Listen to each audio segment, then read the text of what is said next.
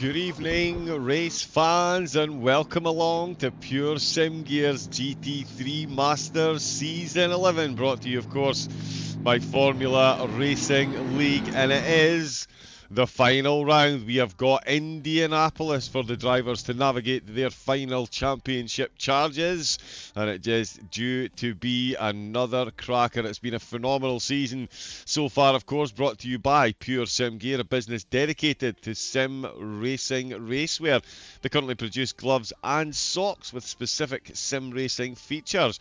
Pure Sim Gear is the title sponsors for the ACC PC, GT3, Masters and Rookie Series, providing appealing prizes to the class winners. You can use code FRIENDS of FRL15 for a discount at the checkout. So thank you very much to the sponsors. They are, of course, providing, as mentioned, prizes, gloves and socks for the pro winner, and gloves, pro gloves for, that one stumbles me every single week, for the silver winners as well. And we'll see both classes, both of those classes out on track this evening.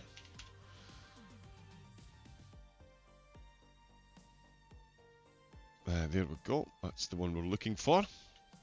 As we see, I did jokingly last week call it the Christoph Stachecki show.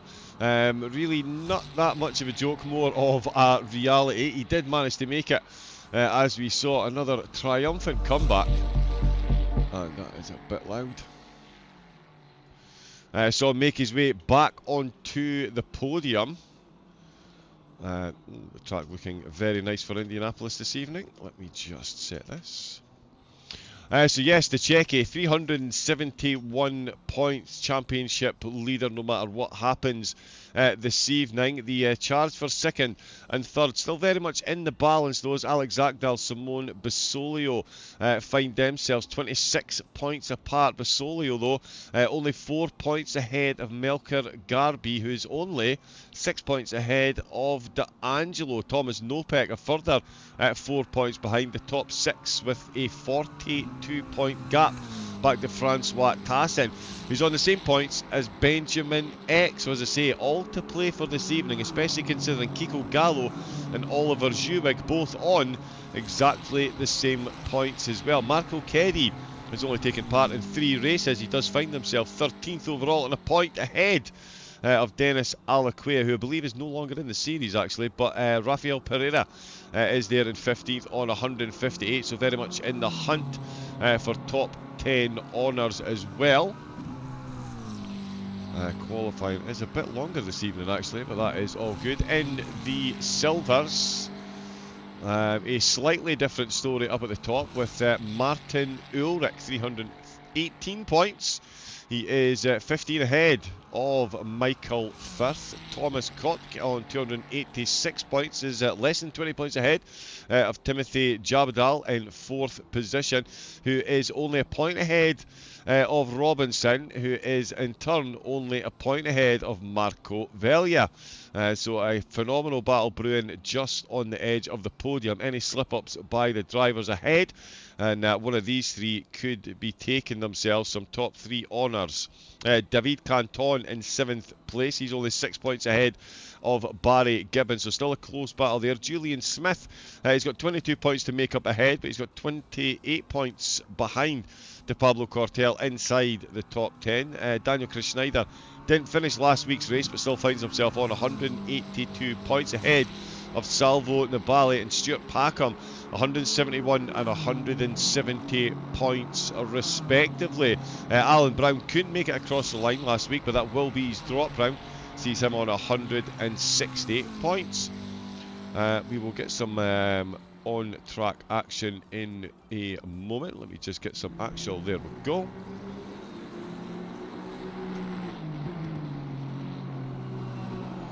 There we are, Martin Ulrich currently at the top of the timing tables. It's going to be a split qualifying session.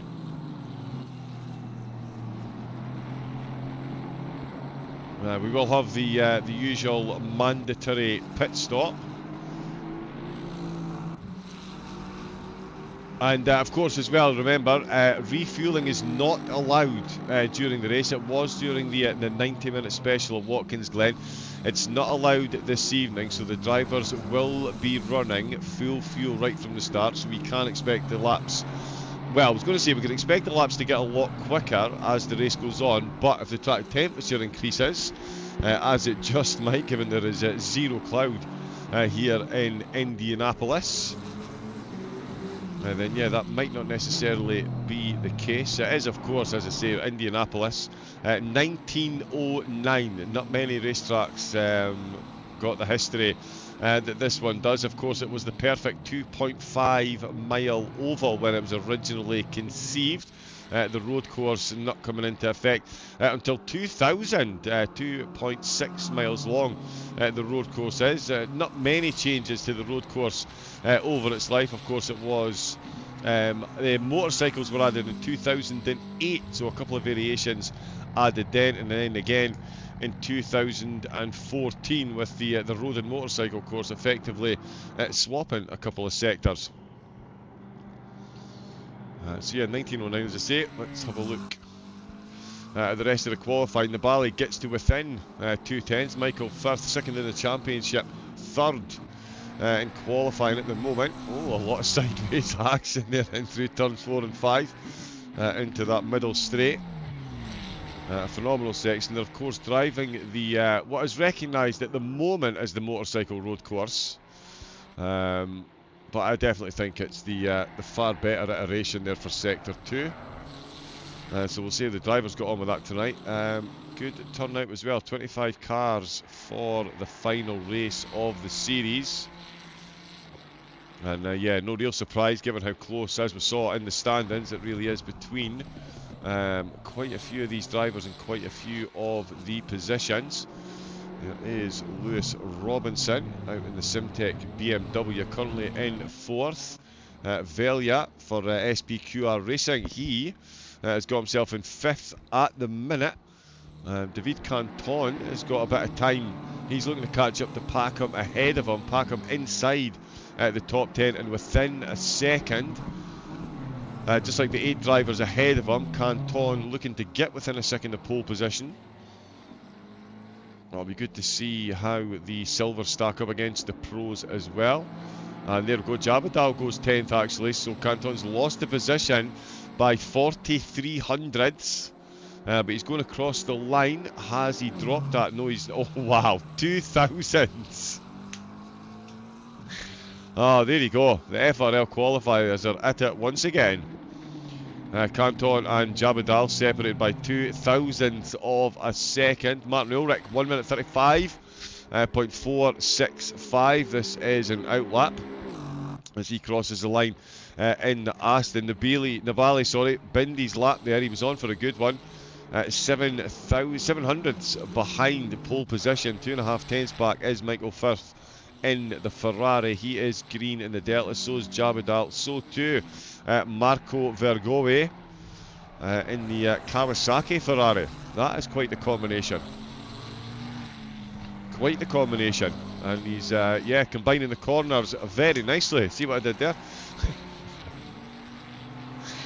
Through to sector number 3. He's going to be very quickly. Short dip onto the embankment. Very difficult right-hander.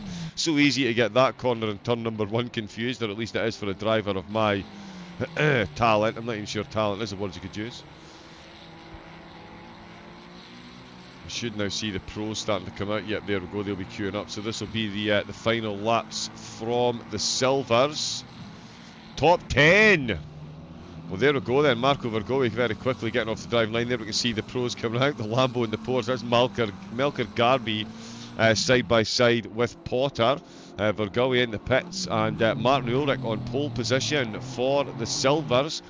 So a good qualifying there. Could still see Packham make a race to get that single digit in front of his name as he rounds the last corner. Oh, that wasn't the sector 3 he was looking for. He was more up than that. And has he gone 8th place though? 7 hundredths separating the top 10. 4 drivers, 6 tenths off a pole position. It's almost like these leagues were handicapped perfectly by a magic spreadsheet controlling it all in the background. Big shout out to James. That is incredible. Top 10, 7/10 of a second. 4 drivers, between 6 and 7/10 of a pole position. It is Ulrich that has taken that pole position. And no one driver taken more than 1 purple sector in qualifying for the silvers either. Brown and Longdon, no time set. They might be in the pros, they might be in the bad books. That might be a quali ban. I wasn't here for the race last week, of course. It was George Cook. Hence the competent commentary last week. Sorry, you've got me this week. But yeah, there we can see Ulrich Navale and Firth on the front 2 rows, along with Robinson, Vea and Gibbons on row 3, McCourt and Smith on row 4, Packham and Vergoe on row 5. Great lap of the death there by Vergoe. Jabadal and Canton down to a 12th position. Chris Snyder is going to start in 13th for the silvers. Let's see how far down the 25 car grid that turns out to be once the pros have got their qualifying done. Let's get this back and this back. There is Basolio on screen.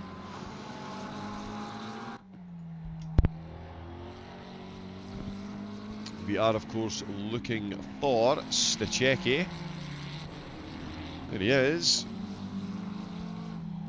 No livery this week. That is unfortunate. We'll hopefully get that fixed for the next series. I did do a refresh, unless there's been a very last minute update. That should definitely be shown. But he is the championship leader. Livery or not, he's getting himself a trophy this evening. Just turning up and finishing the race is going to be enough to see him bring a handsome lead across the line. Stuttered a bit there. Let's jump on board and have a look. It is very much the track with no names. This is the final corner. So easy to end up breaching the track limits and clipping that wall like the a couple of last corners. Whose name's completely escaped me now. Into turn number 1.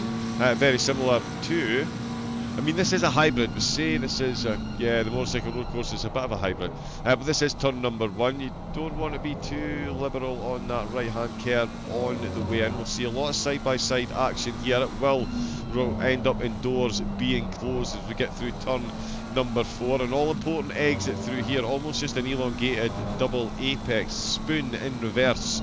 Almost in, heavy on the brakes, get very close to that apex, slowly make your way around, get back on the curve, back on the power, lift again, straight back down through turn number 7 and onto the middle straight. Again, this will be full postman Pat said territory. We won't have to worry about the Christmas mail slowing anything down here. We'll get full send. That left hand curve, it really is as tall as it looks. As I heard someone once say, higher than a tourist in Holland. And it will certainly be the end of any of the cars. I mean, the Mercedes might be able to sneak their way over there. I don't think we'll see too many McLarens or Ferraris venturing that far out on the left. Stachecki, short jump onto the banking. Again, very similar to turn number 1. The pit entrance there on the right hand side. And he slowed it right down. So he's looking for a big exit here. So to give himself a bit of space here, he did slow up, but that is what the drivers will be navigating this evening. Around Indianapolis, the 2.6 mile track currently sees Melker Garby in the McLaren up at the top of the timing tables. And it is one of his fellow Swedish brethren, Alex Zakdal, FRL Racing Aston Martin in second place. Simone Basolio in the Ferrari in third. Let's hear it for the LFM Bop.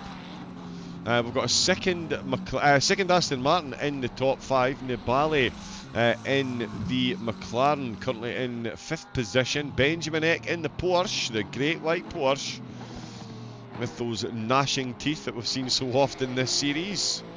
He's got himself in 6th position at the minute. Christoph Stachecki Has currently got half the deficit he needs to make an assault on pole position in his pocket. We saw him slope at the end of the last lap, so he's on a flyer this time. Kiko Gallo has got a time set, 16th position. Martin Ulrich, the lead silver driver, in 4th position still. So great drive so far. Great time there. Michael Firth, evening Mr. Raven, how are you? I am even better now that someone's called me Mr, so thank you very much. I appreciate that, Michael. How are you?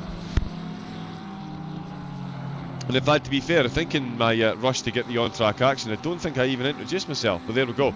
Yeah, my name is John Wright, Double O Raven. Good evening, how are we all doing? 34's indeed. Makes me feel 16 that, yeah, there's, it's the check 8. 1 minute 34.937. Championship leader doing championship things. So it's still a McLaren in first place, but Zagdal went quicker than Melker Garby while I was saying hi to the chat. And yeah, while I was saying the chat, Stachecki went even quicker. Let us just appreciate how close that is. 1 second separating the top 11. So many drivers on near identical times. Vea and Gibbons, 2,000ths separating their time. Gibbons and Kotka just behind, 8,000ths separating those two out on track. Oh, incredibly close, incredibly close. Jabadal and Canton as well, a second and a half off the pole at the minute. 2 minutes left of qualifying. Melker Garby looking to reassert his authority and put his McLaren back on the top spot if possible. Doesn't have long left. He's going to get one more lap after this one. Comes tearing out, so easy to catch that. Watkins Glen. There we go. That wasn't annoying me completely. Yeah, no, Watkins Glen is the track I was thinking of. The wall out the final corner. How on earth could I forget? One of my favourites. Absolutely phenomenal track for racing it. How many favourites have I actually got though? Bathurst, Barcelona, Spa. Just, yeah, chuck past it and see what sticks at the wall, really.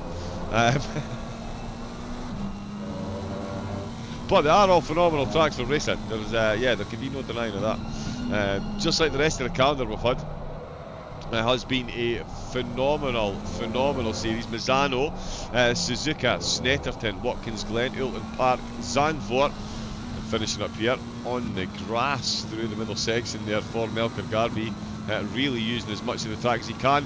And there we go. I was just about to mention the sponsor, but let's mention pole position because it's changed hands and it's the Aston Martin of Alex Zagdal with a 1 minute 34.820, over a tenth between himself and Stachecki. One of the biggest gaps that we've seen up at the top so far this season. 40 seconds left to go. Does Stachecki have anything left in the bag? Does Melker Garby, Benjamin Eck, Basolio still out on track as well? Simone Sperlet is still out there, so is Kiko Gallo. So yeah, most definitely still a few times that can come in, but it is Zagdal that is top of the tables at the minute. Phenomenal day out there, 27 degrees, so getting a bit on the hot side for the tyres, certainly nothing too adverse. We're going to see some incredible racing here for the final round of the Pure Sim Gear GT3 Masters Season 11, brought to you by, of course, Formula Racing League. Pure Sim Gear, a business dedicated to sim racing racewear, and they currently produce gloves and socks with specific sim racing features in mind. If you'd like to get yourself some of these fantastic products to enhance your sim racing experience, you can jump over to their website and use the code FRIENDS of FRL15. That's FRIENDS of FRL15 at the checkout to get yourself a discount. The winners of the pros tonight, well, sorry, Christoph Stachecki is in line for a pair of gloves and socks, and the silver winner is in line for a pair of pro gloves as well. Qualifying comes to an all too sudden end. Kiko Gallo still out on track, and in fact, let's watch this one across the line. I think Gallo is about to mix it so close as qualifying. This is going to be very close to the front row. Let's not curse to the commentator. Now, in my defence, I said that as it was happening. If I'd have said that and then that happened, that's curse to the commentator. I'm not taking the credit for him losing 3/10 because that would have been, yeah, up into row 3. Definitely not my fault. Moving swiftly on. Alex Zagdal.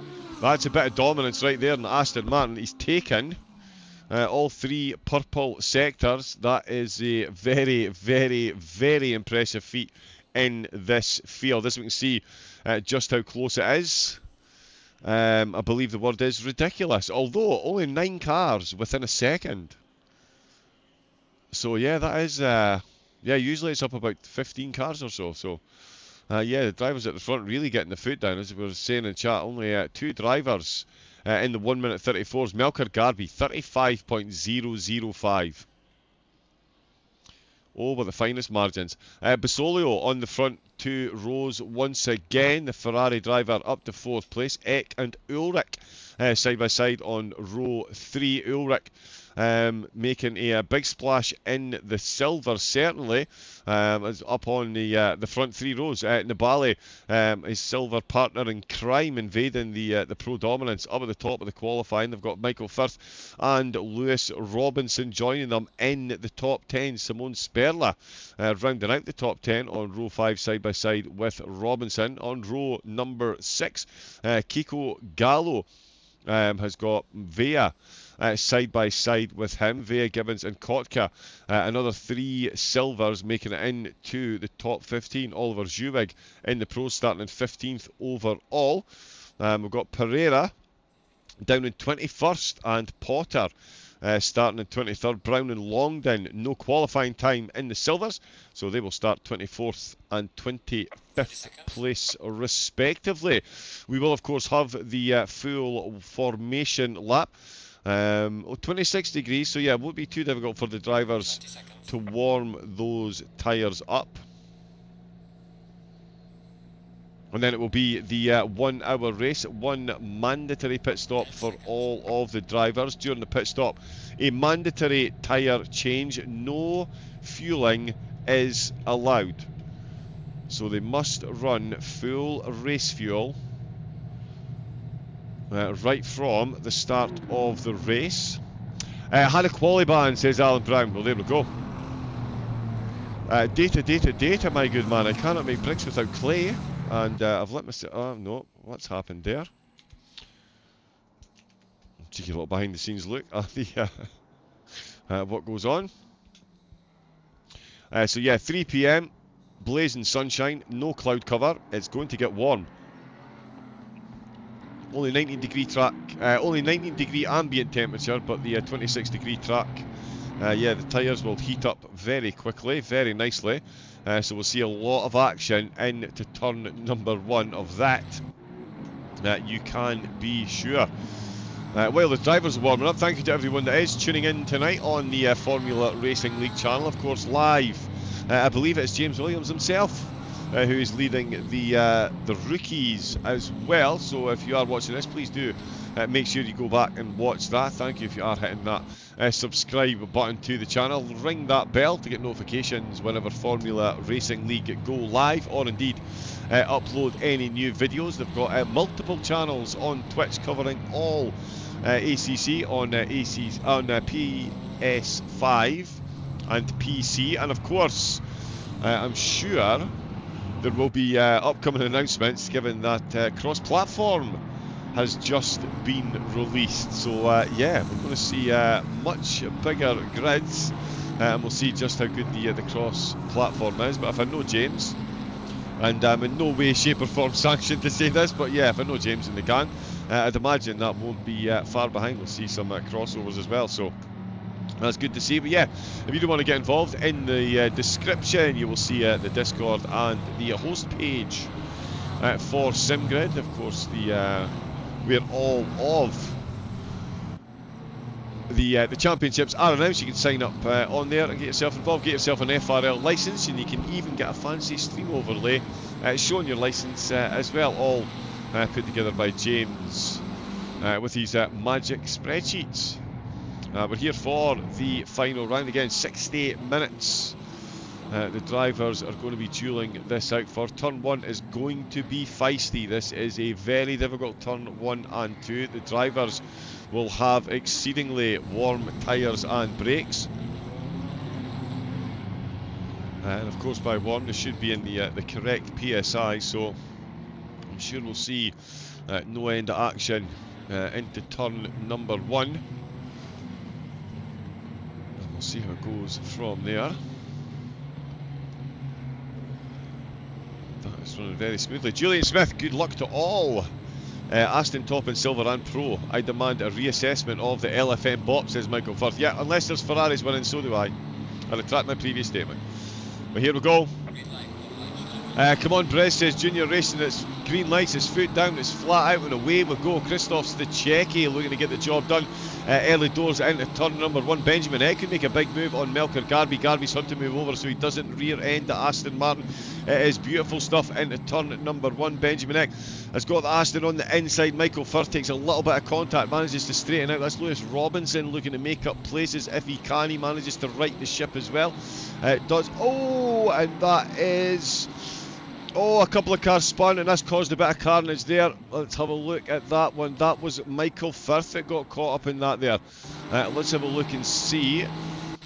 Forbidden chase cam to see the start of this one then. He does very well on the outside. He's got the McLeod Racing Aston Martin, as you can see, planted up the inside. Bit of contact on the way through. And that's where he just avoided. Oh, so twice the Porsche went off. Oh, and he's marked. Yes, so the McLaren ahead was going very slowly. He's trying to slow up there. He's put, and yep, all kinds of spinning round. A massive concertina effect. There's a McLaren caught up in that. There is the Fire Beast Racing BMW. David Canton, I believe that was in there. Packham, I think, got through okay. Yes, he did. We've got a couple of drivers into the pits already. Zagdal is still leading though at the end. Coming towards the end of the first lap. Oh, Basolio's run deep. He's going to put himself under pressure. Melker Garby is looking for the cutback on the exit to the penultimate corner. Is he going to make this one stick? It's going to be interesting at turn 1. Look at the extra pace that he's got there. It's almost like he's rubber banded backwards there. Or the Ferrari getting an extra bit of kick from the slipstream being the car in front as well. He's really moved over early, looking for that defensive line into turn number 1. He will have to navigate that inside curve, which is not always the easiest. Oh, he's going over on the exit, and that's going to bring Benjamin Eck in. The Great White Porsche driver will not hesitate to make an overtake if these two slouch, and they've definitely done that. That's Melker Garby gone for the move, not made it stick, and the Porsche has got the inside line. All the while Martin Ulrich, silver leader, is lurking in the background. And when I say lurking in the background, he is bungee cord attached to Benjamin Eck. I'm sure there's more action going down in the field. In fact, Potter's made it up quite a few positions as well. Kotka and Canton are battling for 17th overall. That is 8th place in the silvers, I believe. Chris Schneider up to 12th. He set the fastest opening lap. Go on, Brez. Hello, Si. Hope you're well. Zach will be hard to beat. Oh, Martin Ulrich with a big send, and he's made contact with the Porsche. That is exactly where I said in the opening that we could see big sends. It really is an inviting corner, and that was maybe a bit too inviting there for Martin Ulrich, and that is, for me, yeah, maybe not the brightest idea there. He is a bit far back. He's leading in the silvers. He's tacked on to the back of the lead pack of pros. Yep, that's a painful one. He's going to have to hold his brakes. In fact, we can see it here. He's had to reverse back off the line. Cars planted either side. Benjamin Eck's car, the Shark, furiously facing there. Martin Ulrich now finds himself down into 14th, which is 7th in the silvers. He's now behind Alan Brown, serving a quali ban up to 13th position. So a dream start as far as he's concerned. Christoph Stachecki. We've got someone disqualified for speeding in the pit lane. Benjamin Eck is now back down in 22nd position. Javadal and Smith, oh, we've got a move going on just ahead. That's Barry Gibbons going side by side with Oliver Schuwig. Schuwig trying to close the door there, not quite. There's a bit of contact. That's going to bring Benjamin Eck straight back into another battle. It is absolutely furious right through the field at the minute. Melker Garvey looking to get himself onto the podium still. Stachecki is losing a bit of time to Zakdal. Only a 10th here and there, but that's all it takes to start opening up a pretty impressive gap. Melker Garvey still on the back of Basolio, and Kiko Gallo really is giving Lewis Robinson a run for his money. Robinson at the minute up starting positions as well. The BMW took a little bit of contact and did well to fend off the advances of the cars around. Now finds himself at 6th place ahead of Gallo in the McLaren. Yeah, because I'm looking there at Vella and Sperla, the Ferrari and the McLaren. That's an extreme inside line there by the McLaren, but he did get a good exit, closed the gap impressively there into the final few corners. We're only 5 minutes into this, and already I'm on the honey-filled tee. We've got David Canton. Oh, and that is an interesting move there. Is that Kotka? Thought about that one there. He got side by side. That was a good run by the look of it by Kotka, but he couldn't make that stick. Let's have a look at this one in the replay. So he's a bit behind Canton there in the Fire Beast Racing car. They've just gone past Vergo actually, so there is Vergo. Has he clipped the wall on the way? Oh no, he's not. He's really slowed up. The BMW, yeah, so the Ferrari really was going slowly there, and that was why he was on the gravel, and this is where we jumped on board with the BMW. Of course the McLaren behind carrying a lot more pace since that concertina effect slowed the BMW up. And yeah, that is a battle that is going to continue, much like every other battle that we've got out on track. Pit stop strategies could be unbelievably vital throughout this race. Certainly could be now for championship leader Martin Ulrich. He is down the order now. This is going to be an interesting one. Let me just quickly scramble to bring up the silvers. Yeah, he's 15 points ahead of Michael Firth, Thomas Kotka, Jabadal. Yeah, so it's Michael Firth running second in the championship. Where is...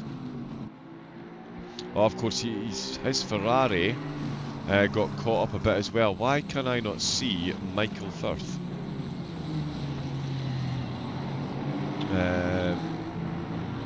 SOP Racing Royalty on the mic. I'm not sure about that, but there we go. Junior Racing. Hello, Sai. Hope you're well. Oh, it's Raven. It's John. Or are you saying it's a high hello to somebody? Oh, Sai Smith, maybe. But yeah, Zach will be hard to beat. He definitely will be hard to beat. Why can't I see Michael Firth? Has Floppy Fox disappeared? Where has he gone? Where has he gone? I did see him run off in turn number 1. He's not in the race anymore. Wow. Okay, so he's second in the champion. Oh, wow. He could have been on for a championship win.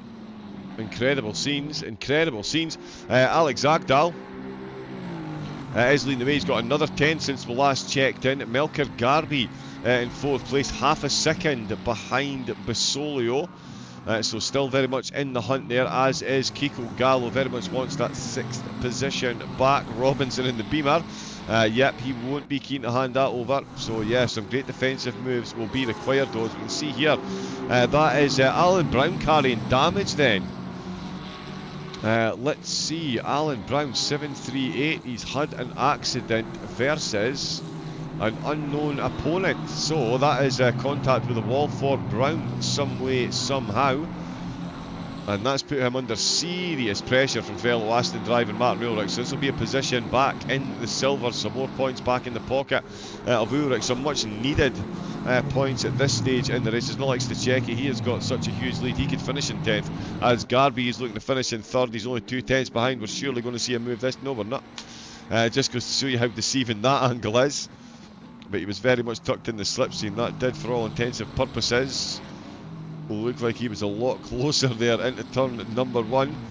At the minute it is still Basolio fending him off. Stachecki is half the distance between himself and Zakdal.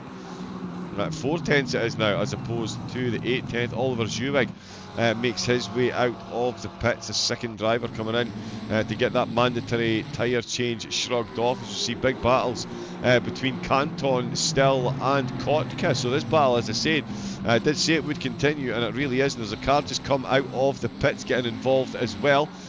Let's get a look at Helicam so we can actually see this one unfold. The McLaren really is pushing the buttons, and so too is Jabadal, looking to unlap himself here. They've got another Ferrari behind them, I believe.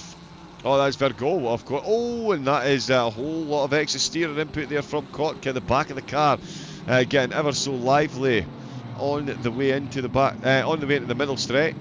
Middle straight. My goodness, man, pull yourself together.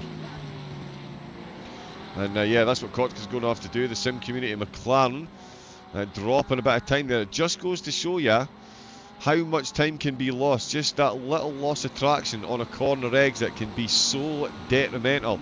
Martin Ulrich still trying to find a way past the forlorn Alan Brown. This is a battle for points in the same class, so expect these two to duke it out. Brown is carrying damage, and Ulrich did qualify fastest in the silver, so you would expect him to get the overtake, and it looks like it could be into turn number 1. Doesn't matter which angle you look at that, they are definitely going to be close into turn number 1, especially if Brown's aerodynamically compromised, which, judging by the gap between his bonnet and his front bumper, he most definitely is. Okay, so maybe that's a graphical glitch, because unless Martin Ulrich's carrying a bit of damage as well, he really didn't make a very impressive inroad into the gap ahead. Oh, certainly on that corner exit. Wow. Yep, he could have very much gone full send there. It wouldn't have been a legal move, but he definitely had the pace to do so. Would have taken two very compliant drivers, and Brown is, yeah, won't be keen to be giving up positions easily for sure. Why would any driver? It's the last race of the series. Yeah, all's fair in love and sim racing, and that's another good exit again by Ulrich. So maybe they are both carrying damage, and it's not really affecting the straight line speed, but it's definitely affecting the cornering. And there we go, through turns 8 and 9. He's going to swing that one round the outside. Beautifully done by Martin Ulrich. That is why he is the Silver Championship leader. Bided his time and got that one done. Let's jump on the helmet cam and watch this from on board. See how close he gets there, coming out of that final corner on the way into the middle straight. Good exit there, just half in the slipstream, signals that he's going to go outside. Of course, opening the corner right up, really nails that apex. Absolutely phenomenal driving. Great move there. Brown must have seen that coming, to be fair, and he hasn't lost too much time at all in that battle. Nice driving by both of them, and Brown has come into the pits. He's done with that battle. He's come in, going to get that damage repaired. That puts Canton up to 14th.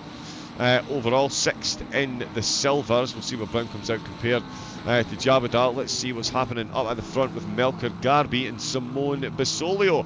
They're half a second apart still. Of course they are. Stachecki and Zakdal too. Only half a second separating these two. Through a full send corner they both go. Longden started at the back of the field, up to 18th position. I've just clocked there, he has got Potter just ahead of him. Harry's more sim racing minded brother might not be able to do a magic trick, but he can certainly get a Lamborghini around Indianapolis, and he is doing so very well at the minute. He's got Longden really applying the pressure. Potter in the pros looking to catch up to Vergobe ahead of him. We've got Kotka 4/10s down on Canton still. Jabadal and Zewig out of the pits, both ahead of Smith. Wow. Longden's in a Ferrari as well. And there you go. I was talking about some of those curves being extremely high. Point in case, that's what it will do to your lap. In fact, Longden has more cars coming past. That's Benjamin Eck, so they are down on the running order at the minute. Oh no, it's Benjamin Eck. Oh, getting involved. There's been an absolute coming together there. That is Longden, who's stationary. So Barry Gibbons has just come into that battle as well. Right, so there we go. So while we were on board and he was out on the gravel there, that was Gibbons, who wasn't appearing in the rear view mirror for some reason. Let's get onto the helicam quickly. Oh, yeah, there we go. So that's a whole concertina effect there. Multiple contacts there, multiple drivers slowed down. Benjamin Eck in the pits, Nigel Longdon slowly rolling. Kotka looking to get up to 14th still at the expense of the BMW ahead of him. Kiko Gallo still unable to find a way past Lewis Robinson. And up at the front still very much, or not even as you were, my apologies, Alex Zagdal has absolutely nailed that last laps to Checky. Only half a second down on that lap time, so that must have been a culmination of the last 2 laps then, but certainly that gap up to 1.5 seconds, the biggest that we've seen since the start of the race. Melker Garby in 4th position with Salvo Nibali still in 5th. The FMP Italia car had the tumultuous sector 1 at the start of the race, but has managed to make good the getaway from the drivers ahead. Benjamin Eck, as we saw coming into the pits, there's him coming back out. Oliver Zewig did come back out behind Alan Brown, who is just behind the BMW. Oh, and that might be a little slap on the wrist from the in-game stewards for track limits there. But we will see there's David Canton in 15th, of course, that he's got ahead of him. The pit exit here, painfully long. Painfully long. And not the easiest to decipher either, as you can see. Oh, and Benjamin Eck trying to get back up ahead of the Fire Beast Racing Team car. David Canton carrying that damage that we can see. He's got 2 cars looking to unlap himself. Benjamin in 20th position now, back out of the pits. The car that was next to him is not Nigel Longdon. It's still, of course, Alan Brown. So that is for position as well, actually. That's what I was trying to confirm there. So that is for position, Brown and Eck.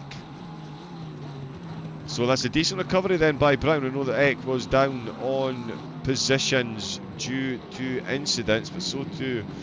yeah, Eck was down on positions due to incidents, but Brown right on the back of the pro driver coming out of the pit, so he might actually be up a few positions.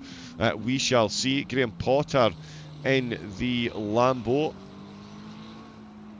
is now fended off Gibbons, in fact, and is having a go at the Virgo. Virgo's caught up to the back of Canton as well. Heavy on the brakes into the final sector. Will any of these drivers decide to come into the pits?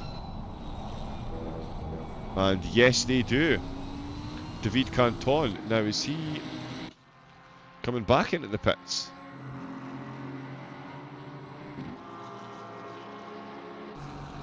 No, he's not.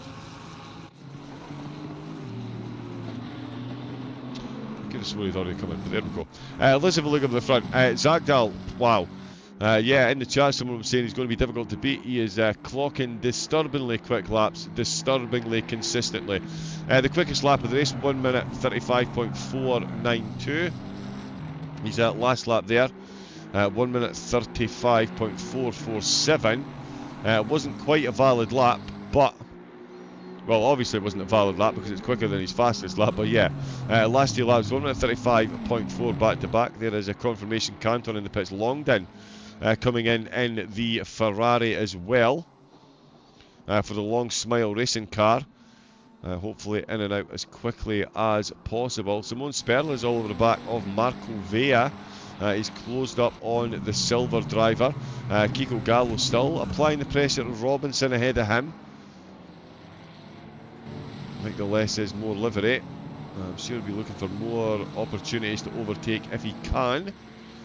And Melker Garby still no way past Basolio. So it is Aston, McLaren, Ferrari up in the top 3. Pereira, the lead Porsche. He's had a great start to the race as well. I know there's been pit stops, but he started right down at the back of the field. 13th position he's in. That's not Benjamin Eck behind him. Oh, that is Pereira in the Porsche, of course. That is Benjamin Eck just behind him. His car popping out there. He's still got Kotka, but just ahead of him, so he'll be looking to unlap himself there if he can. Nigel Longdon on his way out of the pits with a freshly repaired Ferrari. Canton, he's got the BMW looking pristine once again. 19 minutes in, track temperature still holding at 26 degrees, so no fluctuations so far. So the drivers, they'll be doing 40 minutes on the tyres, so they should survive. The drivers up at the front will be into it. Oh, and that is a big miss on the brakes there by Simone Sperla, and that could cost him quite a few positions. Let's have a look again at this one, see what's happened.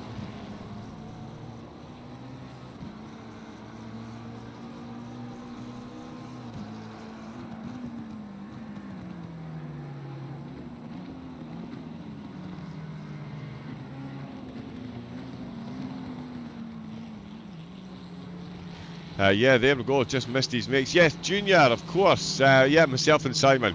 I'm not sure who should be offended by that, me or Simon. But cheers for tuning in. Yes, of course. Leon Seeley, he does race well. Did you see the one, the GT4s on iRacing? Not too shabby. Not too shabby. Yeah, thank you for tuning in. And yeah, watching all the sim racing channels. The commitment and dedication, very much appreciated. Some incredible action. Oh, and here we go once again. Kotka involved in all the battles.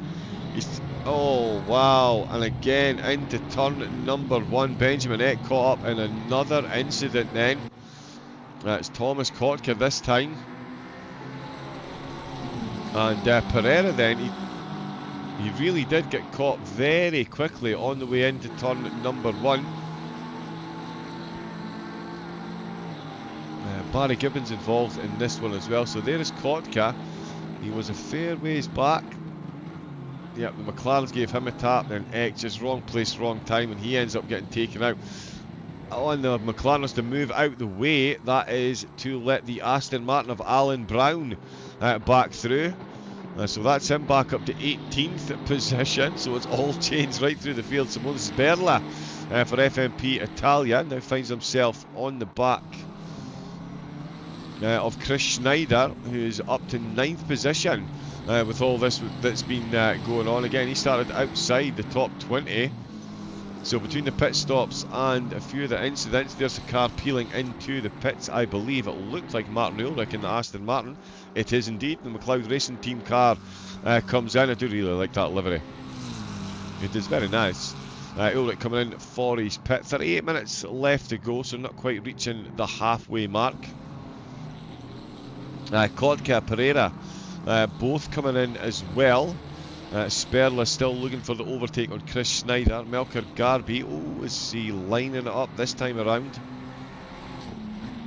Let's have a look and see on the way into sector number 2. Is he going to get this done on the way in? On the way onto the middle straight. Let's see if Garby is getting close as well. Yes, he is. He's still close. Sorry, is he getting close? He's still close. Definitely still close there. Kiko Gallo is not what we're looking for. It was Daniel Chris Schneider. We're going to keep an eye on at the minute for Simone Sperla. Definitely knocking on that door. And Stuart Packham not too far behind either. He has got VIP front row seats. Who is it that says that? It's either Mike Noz or George Cook. Whichever one of you it was, thank you very much. That's copyright of one of those two. I've stolen it from them. But he does have VIP front row seats to the battle ahead of him. Chris Schneider and Sperla, 3/10 separating them on their temporary trip onto the outer banking on lap number 14. We're fast approaching halfway in the race. We're fast approaching half the cars have come in to take their mandatory pit stop. 1 tyre change required, no refuelling allowed. The drivers must run full race fuel from the start. The only exception to that was, of course, the 90-minute Watkins Glen race, which you can go back and watch on the YouTube channel. All of the racing beautifully back catalogued on there, so please, do go back and watch the whole series. Well worth a watch. As Sperla, that's definitely worth a watch as well, into turn number 1, getting it done. Although it looked like he had a bit, just as I was looking over, I hit the replay button, it looks like he might have made a mistake on the exit to turn 1, but let's bask in the glory of the start of the overtake and we'll find out if he has actually made it stick. I don't think he has. I think Chris Snyder's taken a position back, so I've jumped the gun massively there. But Sperla, he was very much in front. The Porsche certainly not affecting that. And he is ahead, sorry, he has made it stick. There we go. So that was a very successful overtake. Are we about to see another one? No, we're not. So he's getting to within 3/10 at the start of Sector 3. But by the time they get into turns 10 and 11, the Ferrari has got the job done. Alex Zakdal into the pits. Again, just shy of the halfway mark of the race. He certainly wasn't catching up to any traffic, so that is pre-planned. And again, the drivers have got full fuel at the start, so it's not like anyone is short fueling. Let's see if Stuart Packham can take a position from Chris Snyder. Not because he's going to pop himself into the pits. Let's have a quick rundown of penalties then. Marco Vea coming into the pits. He's going to be stationary for an extra 10 seconds. He's being given a 10-second penalty from the steward. Thomas Konke will have 15 seconds added to his time at the end of the race. Both those penalties are for causing contact. Alex Zakdal, race leader. He's stopped, dropped, and he's back ready to rock. He is going to come out the pits inside the top 15. Oh, in fact, he might not. He might have a bit of a battle on his hands here. Has he come and has he taken his pit stop a bit early? Oh yes, of course. Is he a lap up on a few drivers? He's got quite a few behind him. Ulrich in 15th. You would think would be his closest rival, but he's still going to be a fair bit down the road yet. Just coming into Sector 3 now. Well, not only in the top 15, back out in the top 10. And he's got a good bit of track ahead of him as well, actually. So he's timed that pit stop absolutely perfectly. This, Mr. Double O Raven, is why Alex Zakdal drives and wins races and championship. And you, good sir, sit judgmentally behind the microphone talking about the talents of the drivers ahead of you. So he's got that one absolutely spot on. He's got a lot of track ahead of him. Those drivers do need to come in for pits as well. He will inevitably have some traffic to deal with come the end of the race, but it's going to be certainly delayed until the latter stages. So yeah, all the time and space to get those tyres well and truly warmed up. While that's happening, Simone Basolio and Simone Sperla both coming in to the pits. Chris Schneider has stayed out with Robinson, Gallo and Nibali. It's then Melker Garvey who is promoted to second place. He might want to come in and get those tyres changed. That was a bit of lateral movement on the back of the car, it is safe to say. I did wonder if we'd see any of the drivers go for a bit of a longer stint. We're actually seeing, so it's a longer second stint that they're going for. I certainly would be going for 50-50. I know the tyres can easily do 40 minutes, but if you could do 30 minutes on them, surely that's even better.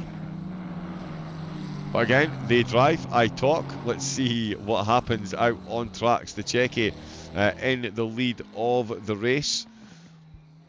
And he is staying out for another lap in his McLaren. Melker Garvey being chased down by Silver Championship protagonist. He's currently in 5th in the Silvers, so Martin Ulrich is going to need quite the drive as the car ahead of him, Kiko Gallo, I believe, is coming to the pits as Basolio exits. Oh, it was Melker Garvey, sorry. Not Kiko Gallo, Melker Garvey. Both of them in yellow McLarens. But yeah, Garby in. Robinson has come into pits. It's about to say being overtaken by Gallo. Yeah, by way of the fact that one of them is now in the pits. So Gallo through, that'll put him into 3rd on track. Vergol comes into the pits as well. Pereira trying to get his way past Barry Gibbons.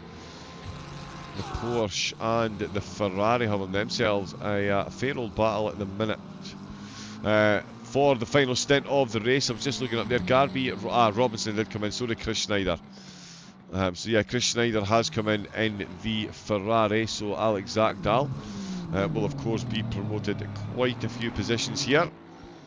It'll just be Gallo, Nibali and Stachecki then ahead of him to come in and take the pits. I realistically don't think that Stachecki is going to manage to get this one done through the pit stop phases. He is about half a second a lap slower.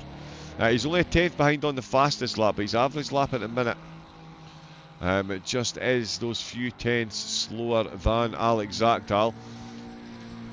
Again, he's got no traffic ahead of him.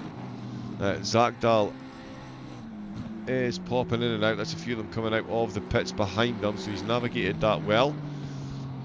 Again, got back out ahead of the traffic. Benjamin Eck, who we saw in a couple of incidents early on, he's looking to get an overtake done. Again, Alan Brown involved in more defensive manoeuvring here. This one is for 15th overall. They've got David Canton. He will be lurking in the background. He knows that if he can get ahead of Brown, that's an extra position for him in the silvers. And the Bali and Gallo coming into the pits. That was just sheer laziness getting those two mixed up there. Stachecki has stayed out for another lap, so he's going for at least the 50-50 approach. Benjamin Eck, there's certainly no 50-50 approaches from him, although that is a bit far back for the overtake into turn 1 on this go around. Let's see what he can do on this lap. Opens that up well. Wow, yeah, that is maybe a bit much curb to be hitting. I'd rather use the exit, run off on the left rather than the curb on the right through that corner. Again, opens up the corners very nicely. Brown having to take a middle line to go defensive. Still manages to put two wheels out on the grass. That could certainly be detrimental, and it is indeed. He runs a bit deep there. That's left the door open, and Benjamin Eck is going to walk on through and say thank you very much, or is he, as he comes back through turn at number 6 and onto the back straight. It's going to be a drag race into full send bend, and it's going to be the Porsche who is just in front. Oh, and that is unbelievably close as they move over. Brown looking for the inside line there, not able to find it. Certainly that was very, very close indeed from the two of them. You can see here, this is where Brown leaves the door open. The Porsche just manages to get his wheel in front. Brown again manages to get that inside apex, and this is where the drag race ensues. We head along the middle straight. We can see the Porsche Superior. He's trying to move over, and so close between the two of them. But as the Porsche slightly believer on the brakes, a shallower line for Brown, meaning he had to scrub more momentum to get the car rotated, and that puts him under pressure from David Canton. Pressure that is instantly relieved as Canton has received a 5-second penalty from the stewards. So that'll be for one of the earlier incidents.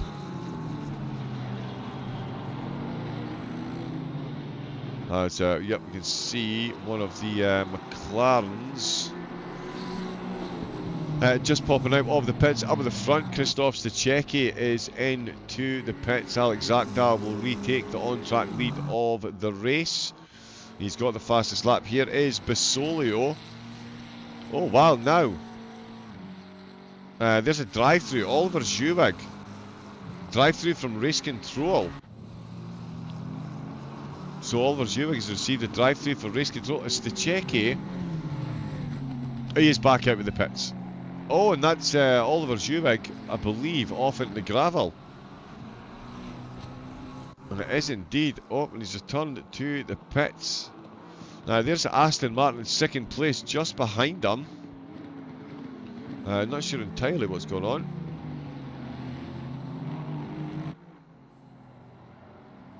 Into turn 2, into turn 3. Maybe some kind of technical issue. Well, that is Zewig's race run and done.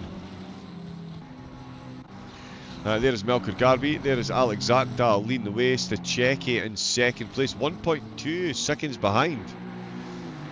Wow, so here was me saying his laps are a bit slow. He's actually closed up on the way out of the pits. We could still have a battle for the lead of the race. We've certainly got battles brewing just down the field. Nibali is now leading in the silvers. Robinson in second, and Martin Ulrich is up to third. But he does have, and he's just got the overtake done there on Lewis Robinson. That's got him up to second, but he's got a 15-second penalty So yeah, Robinson maybe not putting up too much of a defensive effort there, knowing that 15-second penalty is going to hand them the position anyway. If he can stay close enough over the next 27 minutes, he's certainly got the pace to do so. And okay, so there we go, the BMW indicating to the Aston Martin driver, you're a bit quicker than me, so on you go.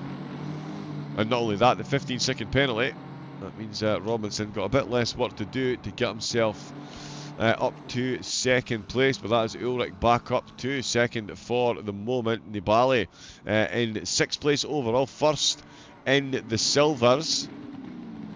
And again, he will see Ulrich with the penalty, so you'll know that makes his job a little bit easier to bring home that race win. Let's see what Marco Vea can do against Daniel Chris Schneider in the silvers. Top 5 honours up for grabs between these two. Ooh, into turn number 1, it was Chris Schneider that looked the more confident into the corner there. Marco Vea not able to make any impression. Alex Zakdal is definitely making an impression. He's stopped the rot. The gap is now steadied at 1.3 seconds coming into the final sector. Basolio, as we can see, he is a bit down the road, but he's got himself now a 1.5 seconds to Melker Garby. 1.3 seconds in fact. Garby finding 2/10 through sector number 2.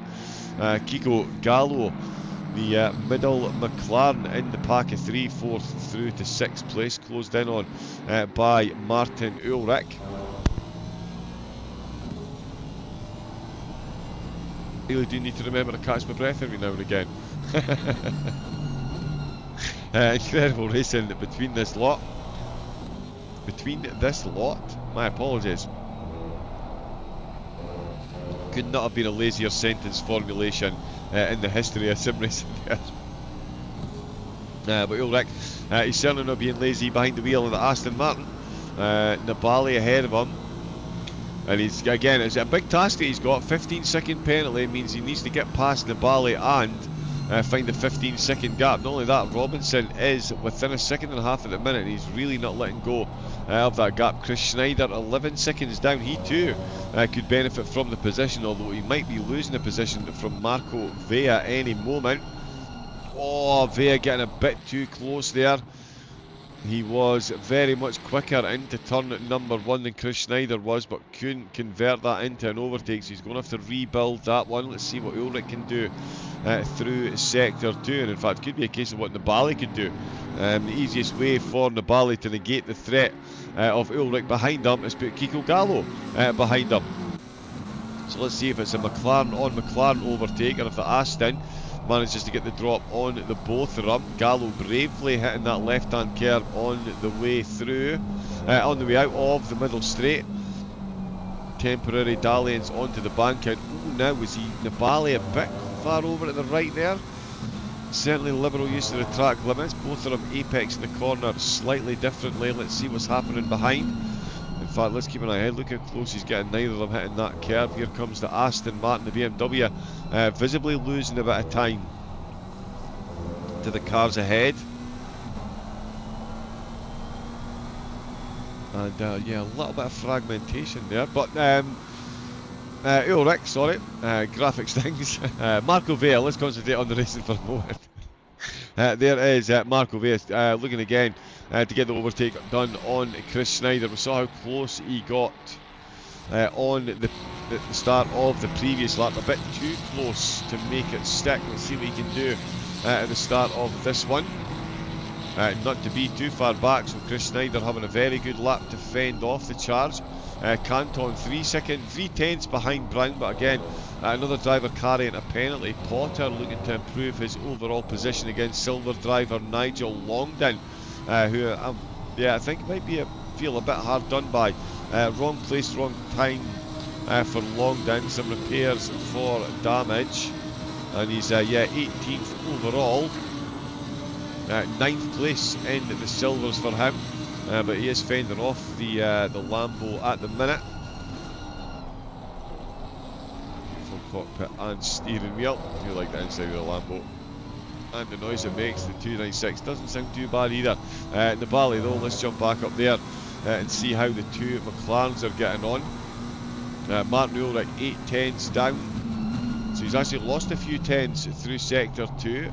Oh, and that's not what you need to be doing when you've got these two cars so close, and he's put that right in the middle line. The Bally was left with a big decision there. Good recovery by Kiko Gallo. That was very nearly a double position drop. We can see in the rear view mirror, good wide line on the corner exit from the Aston Martin.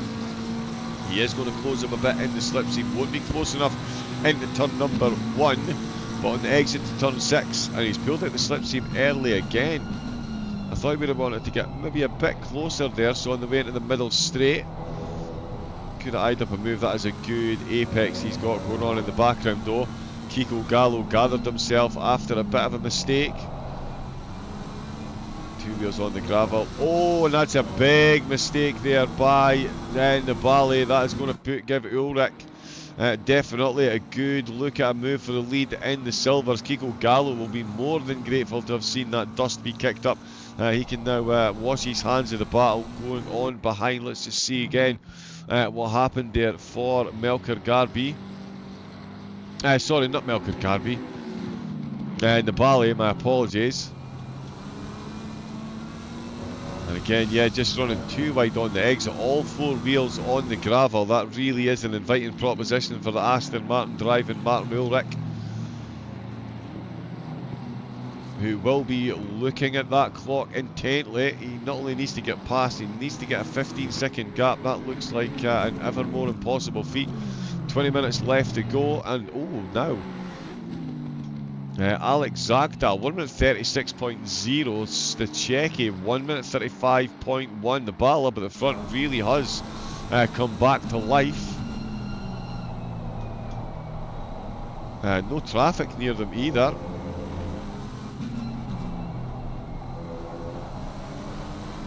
And yeah, onto the middle straight then. And the battle for the lead is absolutely back on. I don't know why I'm surprised. I did say we could potentially see this battle reignited, and it definitely is. Villa still trying to get past Chris Schneider, the Aston Martin, clipping that left curve again, but not as detrimental as we saw for Gallo in the McLaren. The two of them snaking their way through this middle infield section. Only 3 tenths separating the leader, half a second separating Gallo from the Bally, and half a second separating Ulrich from the Bally. Very close there. Villa still 2 tenths behind Chris Schneider. Drivers really looking to get those overtakes done. Oh, now who got that corner right, who got that corner wrong? They've both taken different lines, a couple of different ways through there depending on the car that you're driving, and that is an early move over there by Alex Zagdal. Drifts over to the right, drifts back over to the left. Stachecki won't quite be close enough into turn 1 this time. He'll certainly be close enough to make it interesting, as they've got the Lambo ahead. Oh, and you can see the McLaren of Stachecki firing over that right-hand curve there. He has got that suspension absolutely dialed in. Alex Zagdal will be on full alert here. Stachecki looking to make it yet another race win. He finished 2nd last week, 5th the week before, won the opening 4 rounds, which is why he has got a 78-point gap at the top of the table. Could have just turned up here, had a Sunday drive, but he is going for the race win. Zagdal only got 1 race. He's got 3 trips onto the podium so far. He is looking good for another trip on the podium today. Is it going to be the race win? Is it going to be 2nd place? Stachecki's going to have a lot to say about this in the closing stages by the look of it. Gallo now finds himself with a 4.5 second gap back to Chris Schneider. That is a big old gap between those two. Sparks flying up as they hit the embankment temporarily. Heavy on the brakes again. Slightly different lines, both of them using that exit to the fullest. Stachecki really does get those corners opened up and get the car rotated at that apex unbelievably quickly. Zagdal will be feeling the pressure here. He's moved over very quickly to the left. So that's his exit line, so he does still have a defensive move to make. He's taking the middle ground, He's given Stachecki the choice where are you going to put the car. He's going for it into turn at number 1. Later on the brakes, he's going to have gone and carried a lot of momentum there, so it's almost like a cutback attempt. Early carved out by Stachecki, but it is Zagdal. Saw it coming with some beautiful defensive driving. Is he going to fend him off through 3 and 4, though? He's going to hold it round the outside line, and Stachecki couldn't find the grip on that inner line. Beautiful driving by both of them then. Let's go on a Forbidden Chase Cam and watch this one very closely indeed. Zagdal giving him the option and then moving over to the left.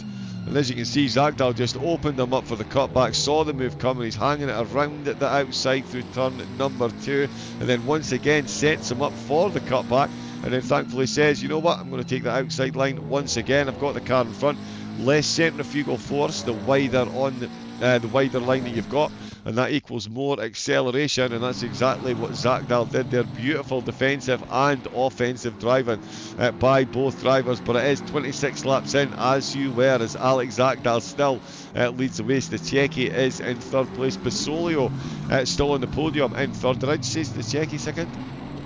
Basolio is in third place, leading there's been something's happened. Let's have a look back and see. Oh, bit of a stutter there. So yeah, big change in the running order there. Lewis Robinson second in the pros.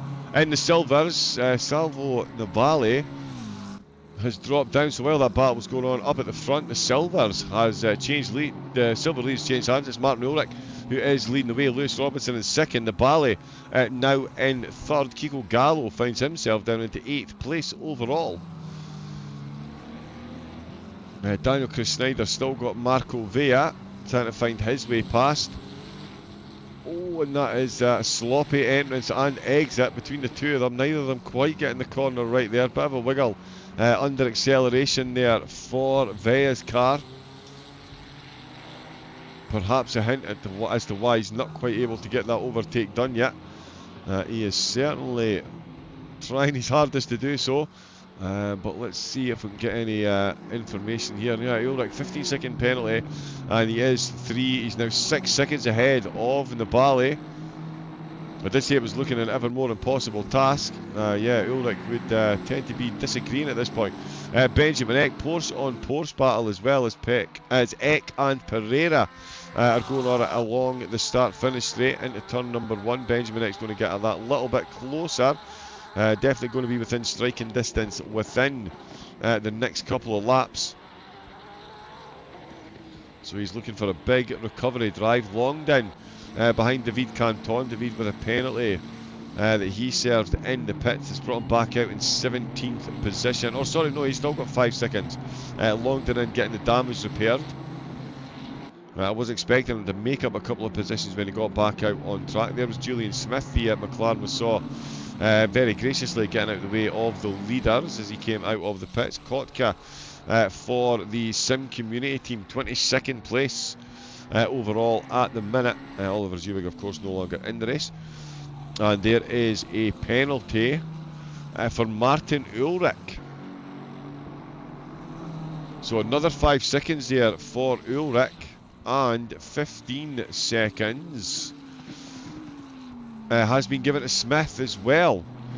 So perhaps why he was so sheepish coming out of the pits, he's already called the contact by the look of it. 15-second penalty, which he'll carry across the line.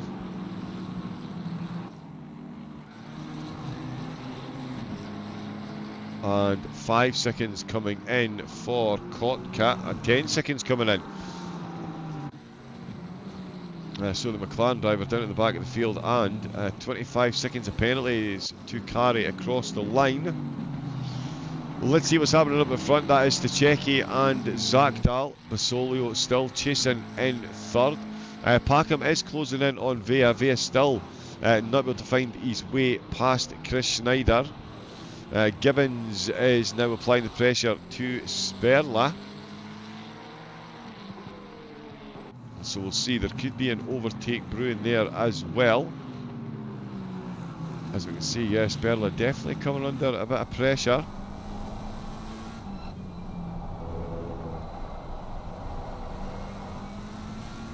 Oh, that is a phenomenal exit onto the middle straight there. Surely Barry Gibbons is going to get this done on the brakes into turn number 6. He's looking for the outside line, then the cut back. Oh, very nearly contact. Beautiful handling of the car by Gibbons there, and that's 2 wheels on the gravel by Sperler, but it's managed to fend off the advances of Gibbons at the moment. Is that enough to keep him behind him till the end of the lap? I think it will be. We'll see what happens with them two, with those two, sorry, over the next couple of laps.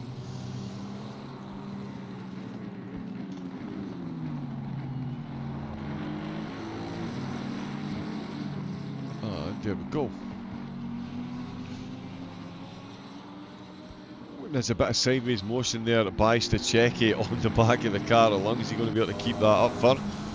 11 minutes left to take himself another race win. The championship is already in the bag. All he needs to do is finish the race in any position, and it gives him the overall win in the pros. So he will, of course, be receiving a pair of pure SimGrid racing gloves and socks. The business dedicated to sim racing racewear. They currently produce gloves and socks with specific sim racing features. If you'd like to take advantage of some of their phenomenal products, head over to their website and use the code FRIENDS of FRL15 for a discount at the checkout. Stachecki, though, he won't be needing that discount. He is going to be bringing himself home the gloves and socks. Martin Ulrich certainly in the hunt to bring home the silver prize of the pro gloves, but that 20-second penalty is going to see him well down the order. So make sure you all keep an eye on the SimGrid page, because there could still be penalty adjustments to be made as well. He's got a 15. Oh, of course, Michael Firth's not in the race. Kontke's got a penalty down at the back of the field. Oh, he might be okay here, actually.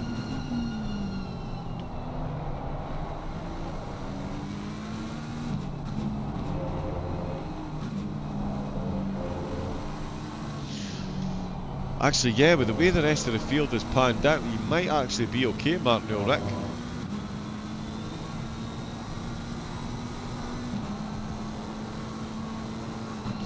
But yeah, keep an eye on the Discord and the SimGrid page. That'll give you all the updated standings. The winners, of course, will be announced in the FRL Discord.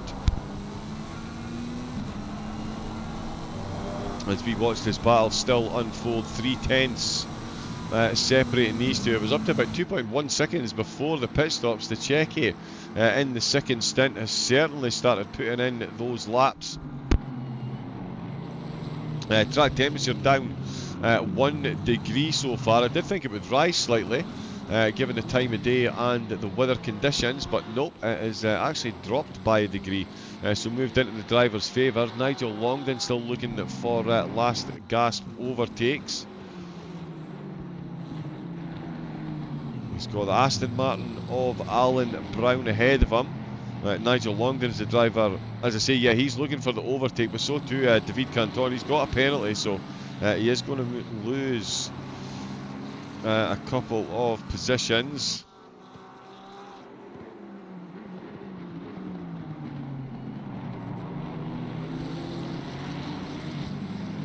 Yeah, he's going to lose a couple of positions thanks to that penalty. Jabadal's going to lose one as well. Martin Ulrich 20 seconds up at the front. And Stachecki now 2/10 behind again. Look how close these two are getting. Christoph Stachecki right on that rear bumper. How much closer can he get? In fact, let's have another look back and see just how close they got there. Right on the front of the car. Oh, so you got a really good rotation there. Almost put a move. Right side by side through the middle sector of the corner, middle phase of these two corners, and right back out the other side, right back onto that rear splitter of the Aston Martin. It was almost detrimental having that huge rear splitter sticking out the back of the car there. He nearly took it very, very, very cleanly off. But they both did survive, and that is another penalty being handed out, and it is Nibali. Nibali's been given 15 seconds. So that is race win out the window for our second place and the podium out the window for Nibali. 7 seconds down on Ulrich with a 20-second penalty. That means that Ulrich will finish ahead of Nibali. Nibali's going to finish behind Daniel Krischneider if he can keep the pace up that he's currently showing. Marco Villa dropping off the pace of Krischneider. The tyres, I'm imagining, have taken quite a beating. Trying to find their way past Krischneider. No overtake happening there. David Canton still all over the back of Alan Brown and Nigel Longden still in the hunt there. Really, I'm falling over myself tonight. But these three still battling out. This is all for points and position in the silvers. With 6 minutes left to go. It's getting very close again. It's still very close in a couple of the spots. Ulrich. Lewis Robinson on for the race win then. I believe that'll be his first win of the season. It will indeed. He's been as high as third so far. 5.5 seconds down, 20 seconds of penalties. Quick burst of maths, and that's the BMW driver bringing home a race win in the final race of the season. He's kept it clean, and there's been a bit of contact between the lead two. And for a moment, Stachecki was in the lead. So let's have a look at this.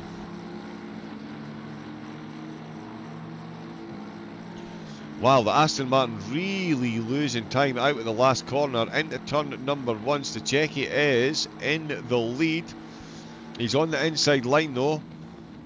Slightly later on the brakes is the Aston Martin to turn in. Oh, and he's gone right over that inside curb. The McLaren does not like that inside curb. That was 4 wheels on there by Stachecki. And that has cost them a crack at the lead. Less than 5 minutes to go. Yeah, clearly the championship win not enough for Stachecki. He wants that race win as well. Love to see the determination for the winners to try and bring home the championship win. Jumping a passenger car here in the final corner. That's a whole lot of traffic they're going to have to navigate. I did say with the way they've worked the pit stops that we're going to get into traffic right at the end of the race. Another prediction that is definitely coming through. That's 6 cars ahead of them. Alan Brown, the leader there, so that's Canton, Longden that are all battling for position just ahead. They've also got Smith in the McLaren. I've just gone past. As you see them navigate past Smith, he pulled over and got directly out of the way. The Aston Martin shimmying slightly to the right to try and force Stachecki into a move, see which way he was going to go. Stachecki looking for the cutback, nothing doing. Zach Dahl can see the battle between Longden, Canton and Brown ahead of him. Canton still in the middle of that battle. Zach Dahl closing in very quickly. Almost as quickly as Stachecki keeps closing in on him in the braking zone, and a couple of these corner exits as well.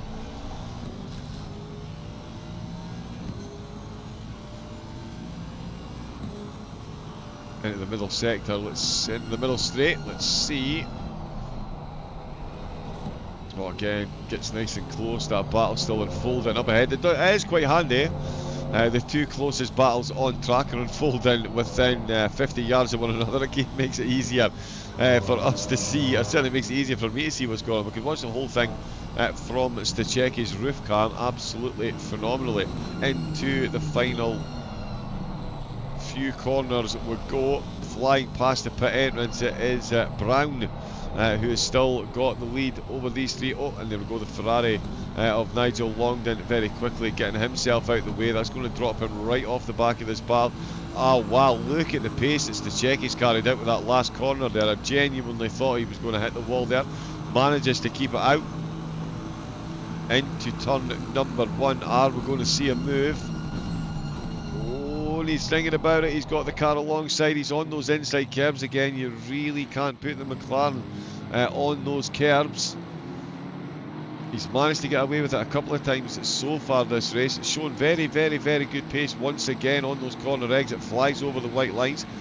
Really using as much of the course as possible. which does seem like a strange statement to make considering there's a wall right on the edge of the track, but I think you get my point in that one. How's it look up the inside? He's a bit far back, really, on that inside curb, and fair play to Zach Daly, left more than enough room for the McLaren when he saw that move coming. How's the battle ahead going on? Yep, they've caught right up onto the back of David Canton. So yeah, any hope he had of getting himself past Brown? They look like that's right out the window now. He's a minute and a half left to go, and that is Zach Dahl making his way past. Next, a bit of slipstream for Stachecki as well. The lead two on the last lap are going to be separated by 2/10 as the BMW Canton almost goes into the back of Alex Zachdahl there, manages to beautifully navigate his way into the final few corners. And here we go round the last bend. We've got a minute left to go, so this is going to be the last lap. This is the final round. It's been a 7-round series, and the pros are going to be separated by a couple of tenths on the last lap here. Zachdahl and Stachecki 3/10 into turn number 1. Martin Ulrich is leading the way in the silvers, but Lewis Robinson is within 20 seconds, so he is going to bring home the win. I believe Chris Schneider is just about going to hang on to third position. He is going to get himself onto the podium.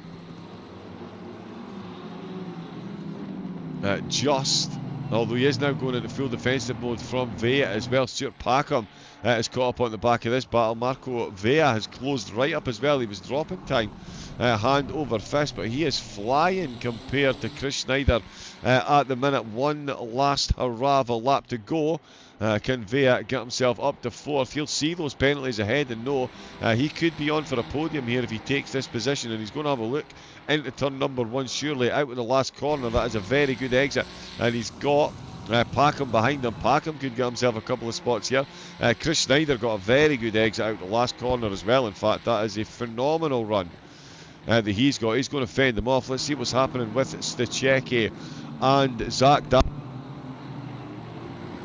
They're coming into the final few corners, and it's FRL Racing's Alec Zachdahl that's going to bring home the race win. It is the final round of the Pure Sim Gear Masters Season 11 from Formula Racing League, and it is a Formula Racing League driver that takes the checkered flag. What a race that was. Outstanding drive by both Zachdahl and Christoph Stachecki to make that competitive there at the end. Simone Basolio crosses the line for a very solid podium, 2 seconds ahead of Melker Garby. Martin Ulrich, let's see what happens there. He's going to cross the line. He's only 9 seconds ahead of Lewis Robinson, so Ulrich will cross the line and take the checkered flag in 5th place, but he is going to drop down the order by virtue of those penalties. Again, the final order, there may still be penalties being looked at. Oh, and there's only 2/10 separating. Oh yeah, Nibali, Robinson, he knows he's got the race win, so it is Robinson who gets himself the race win in silvers. Nibali crosses the line in 3rd place. Kiko Gallo in 8th. Chris Schneider, is he close enough to get past the 2 penalised drivers ahead of him? That is the big question at the minute. Apologies, the sound level has dipped so badly. So yeah, once all the drivers cross the line, we'll get a rough idea of how the standings are going to look, but certainly there could still be penalties being looked at by the steward, so we'll see. I have to keep an eye on SimGrid to see how that all plays out. Pereira is the last driver to cross the line, so we will very quickly grab this and this, done to there, and look at the race in the silvers. It is Lewis Robinson, there we go, confirmation, and Ulrich did manage to finish in 2nd somehow. With Nibali in 3rd, Chris Schneider in 4th, Vea 5th, Gibbons in 6th, Packham 7th, Brown in 8th, Longden in 9th, and Canton finishing in 10th place. And that has completely disappeared on us. So there we go. Yeah, phenomenally well done to our race winner as well, Alex Zakdal, the overall race winner. Phenomenal drive by him and Christoph Stachecki, bringing home the championship. Keep an eye on the SimGrid page. The final standings will be confirmed, and the winners will of course be announced in the Discord. And the prizes, the pro winner. That is Christoph Stachecki, absolutely no doubt on that one.